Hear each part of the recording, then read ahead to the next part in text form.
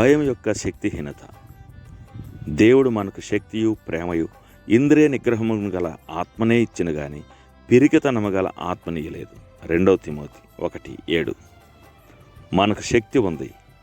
ఈ శక్తే క్రీస్తును మరణం నుండి లేపిన శక్తి. అయితే మనం తరచుగా ఆయన శక్తి కన్నా మన బలహీనత మీదనే ఎక్కువ దృష్టి పెడుతుంటాం. ప్రాచీన స్వభావంలో భయం ప్రవహిస్తుంది. నూతన స్వభావంలో అతని గుండా శక్తి ప్రవహిస్తుంది. ఆయన కొరకు ఏదైనా చేయడానికి మనం దేవుని చేత పిలువబడ్డాం. అయితే మన తక్షణ ప్రతిస్పందన భయం. ఎన్నిసార్లు ఈ దృశ్యం పునరావృతమైందో కదా.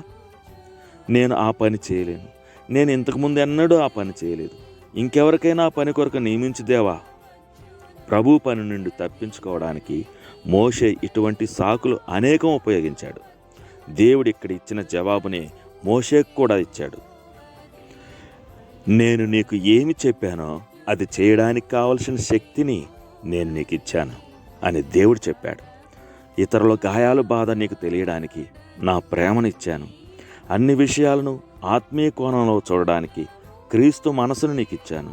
కావున ఇప్పుడే వెళ్ళి నేను నీకు ఏం చేయమని చెప్పానో అది చెయ్యి. మన పరిచర్యకు ఆటంకాలు కల్పించటంలో భాగంగా భయము శత్రువు నుండి వస్తుంది. పాపం ఈ లోకంలోనికి వచ్చిన వెంటనే భయం కూడా ఈ లోకంలోనికి వచ్చింది.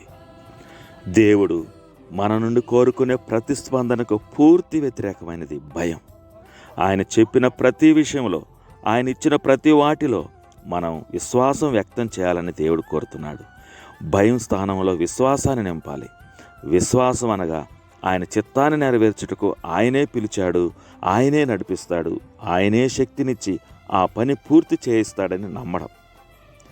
భయం దండనతో కూడినది అని యోహాను రాస్తున్నాడు. మనలో చాలామందికి చాలా ఎక్కువగా భయపడిన సందర్భాలు ఉండుంటాయి. ఆ సమయంలో మన మనసులో చాలా తప్పుడు ఆలోచనలు వస్తాయి. పని చేయలేకపోతాం. అనుకోని విధంగా భావోద్రేకాలు కట్టుదాడుతాయి.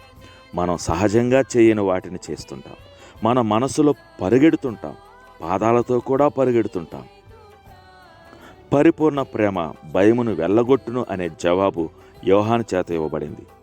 ఆ ప్రేమనే దేవుడు మనందరికీ ఇచ్చాడు. దేవుడు నా చిత్తానికి శక్తినిచ్చినందువలన ఆయన చిత్తం చేయడాన్ని నేను ఎంపిక చేసుకున్నాను.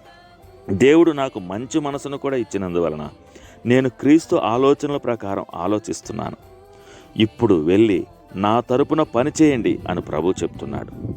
ఒక సాధారణ ప్రార్థన ఏంటంటే, ప్రభువా నాకు శక్తినివ్వు. ఈ ప్రార్థన భయంలో నుండి ఉద్భవించింది. క్రీస్తులో నాకు శక్తి లేదు అనే భయం.